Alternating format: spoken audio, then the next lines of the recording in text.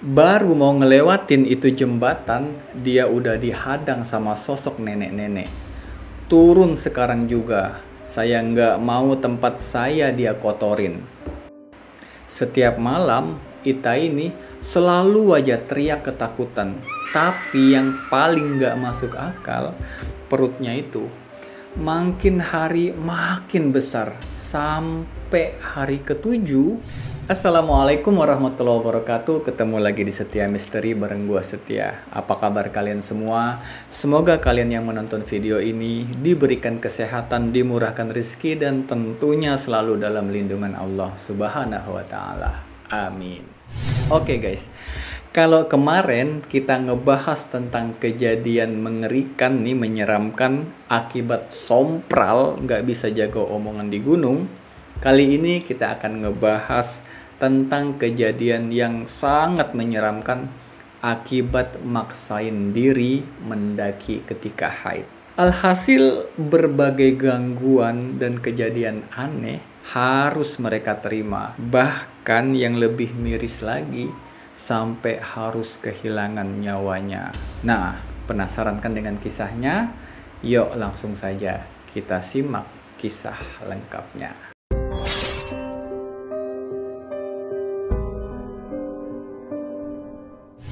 Jadi, kejadian ini dialami oleh Ita, seorang pendaki asal Jakarta Barat, waktu dia mendaki ke Gunung Gede tahun 2007 lalu. Waktu itu, Ita ini ditemani sama 7 orang temannya, 2 cewek termasuk dia, dan 5 cowok, lewat jalur Cibodas. Nah, setiba di base camp, tiba-tiba Ita ini mengeluh sakit perut. Pamitlah dia ke toilet. Ternyata dia datang bulan di situ. Nanyalah teman-temannya kan, gimana tak?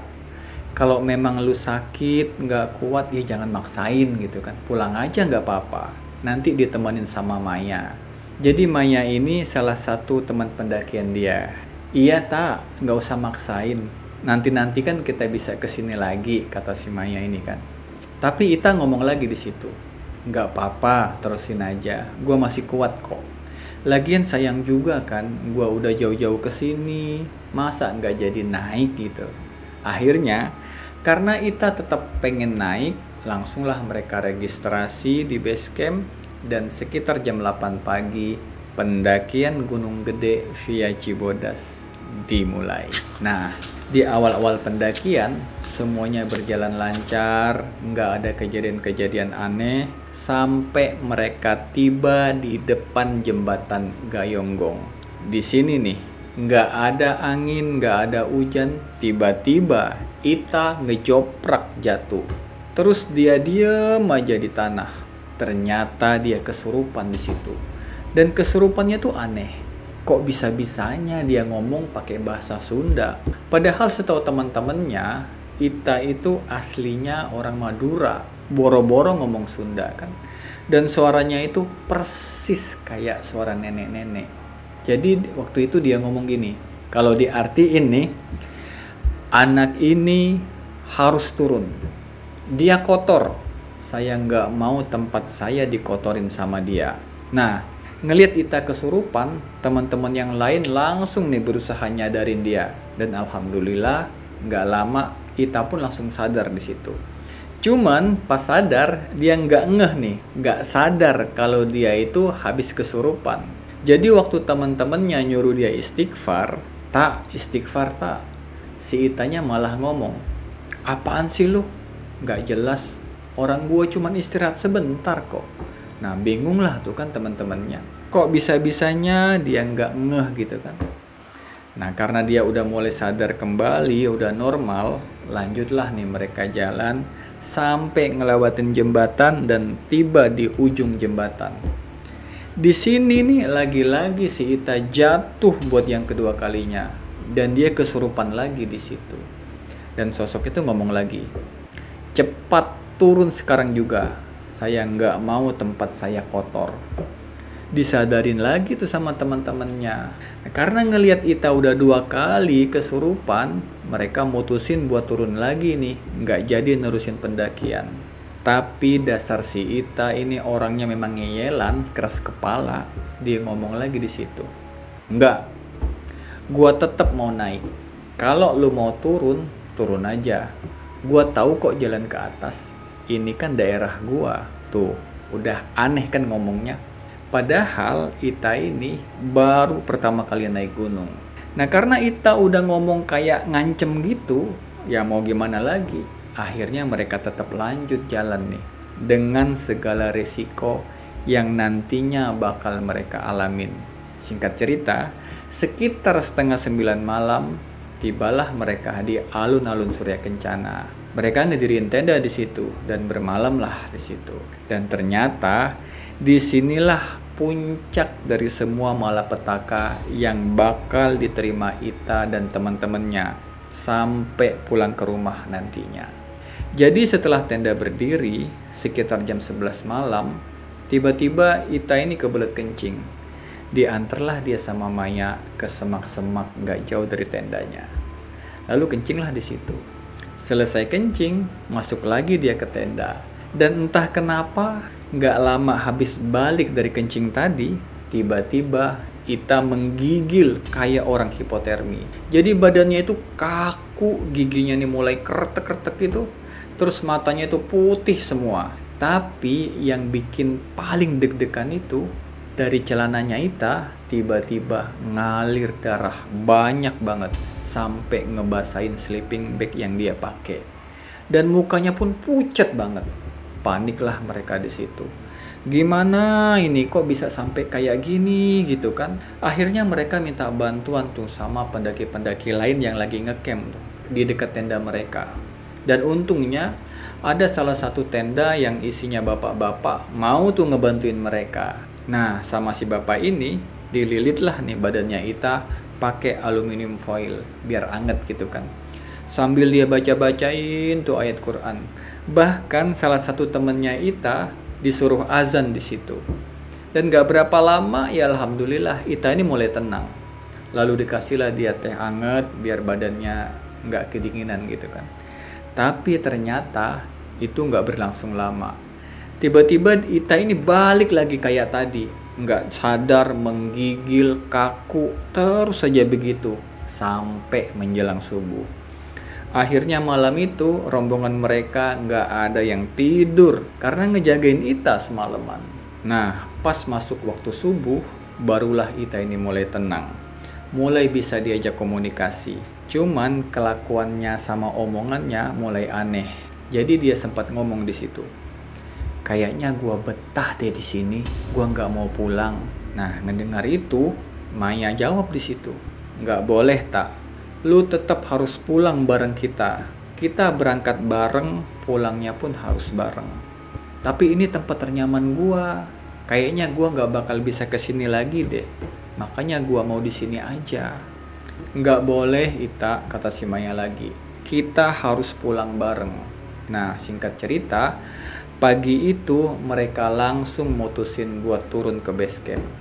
Dan kondisi Ita pun waktu itu masih kayak orang linglung, bengong. Bahkan waktu mau ninggalin alun-alun Surya Kencana, entah kenapa dia ini ngeliatin aja ke arah batu besar yang ada di surken itu. Sampai-sampai teman-temannya ini capek buat ngarahin pandangan dia biar nggak ngeliatin batu itu terus.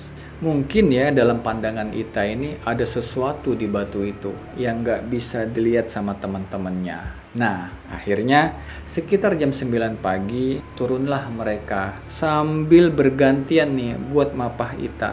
Karena kan memang jalannya masih lemes. Dan sekitar jam 5 sore tibalah mereka di base camp dan lanjut pulang ke rumah nih. Pas nyampe rumahnya Ita, ibunya Ita kaget nih ngelihat keadaan Ita kayak gitu. Bengong, linglung, diem, nggak kayak biasanya. Bahkan ibunya sempat ngomong di situ, ini bukan anak gua, mana anak gua. Tapi Ita ini langsung aja masuk ke kamar, nggak banyak ngomong. Maya karena memang dia lagi capek banget kan, nggak mau pusing tuh sama omongan ibunya. Dia langsung pamit pulang ke rumah, pengen istirahat gitu kan. Tapi nggak lama, pas Maya baru mau tidur, sekitar jam 11 malam, ibunya Ita nelpon ngabarin kalau Ita ini tiba-tiba kesurupan. Dia teriak-teriak, berontak di kamarnya sambil narikin rambutnya nih sampai rontok. Dan gak cuman itu, kuku-kukunya dia dipotekin satu-satu sampai berdarah-darah mau copot. Nah, karena ngelihat kuku-kukunya itu mau copot dan pada luka semua, akhirnya dibawalah dia ke rumah sakit terdekat di daerah Jakarta Barat. Nah, setiba di rumah sakit, ya terpaksa dia dirawat sambil diikat nih tangan sama kakinya ke tepi tempat tidur. Biar nggak berontak sama nggak nyopotin tuh alat-alat medis kan yang udah dipasang. Dan anehnya nih guys, selama dirawat di rumah sakit, entah kenapa setiap malam selalu aja dia ini kayak orang ketakutan gitu, teriak-teriak, ngomong ngelantur. Dan yang paling aneh itu perutnya makin hari makin gede kayak orang hamil. Otomatis dia nggak bisa makan, nggak bisa minum kan, karena tegang, sakit pula. Sampai-sampai orang tuanya ini manggil beberapa ustadz atau orang pinter lah gitu buat ngobatin dia secara non medis, tapi tetap aja nggak ada perubahan. Nah, ada salah satu ustadz ngomong di situ, dia harus ngebalikin apa yang udah dia ambil di atas gunung itu. Tapi menurut Ita, dia nggak ngambil apa-apa di situ. Bahkan pakaian-pakaian kotor yang bekas dia pakai pun udah dia bawa turun, nggak ada yang ditinggalin di atas. Ya akhirnya mereka cuma bisa pasrah sambil nangis saja dengan kondisi Ita kayak gitu. Kok gini amat gitu ya naik gunung. Kalau tahu bakal begini ya mendingan gak usah naik gunung gitu kan, ganti hobi aja gitu ya nggak. Akhirnya karena semuanya udah terlanjur terjadi, ya mesti gimana lagi kan. Dan setelah dirawat beberapa hari, sampai tepat di hari ke-6, tiba-tiba kondisi Ita ini jadi membaik. Dia udah mulai mau makan dan perutnya pun udah mulai kempes. Udah bisa nih diajak ngobrol. Dan pihak rumah sakit juga udah ngebolehin tuh dia buat pulang besok harinya. Seneng lah mereka di situ kan. Saking senengnya, ibunya sama si Maya sujud syukur tuh di lantai di bawah tempat tidurnya Ita. Cuman nih, pas malam ke-7 menjelang kepulangan Ita, tiba-tiba pintu rumahnya Maya ada yang ngetok. Dan lo tahu siapa yang ngetok pintu? Ita udah berdiri di depan pintunya Maya. Dia ngomong, "Mai, ini gua mau balikin baju kaos lu yang gua pakai kemarin di gunung." Kaget dong Maya kan. "Udah nggak apa-apa, buat lu aja. Sini Ita masuk, jangan di luar nanti takut masuk angin gitu kan." Tapi Ita ngomong lagi, "Enggak Mai, gue mau langsung pulang, mau istirahat."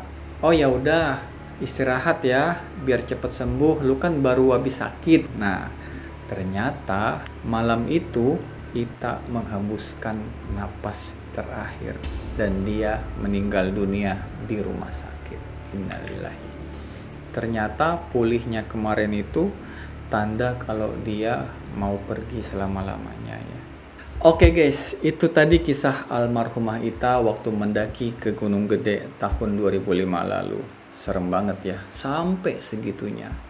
Memang sih, tadinya kan di awal-awal perjalanan dia nih udah diperingatin kan, udah disuruh turun gitu ya, sampai 2 kali.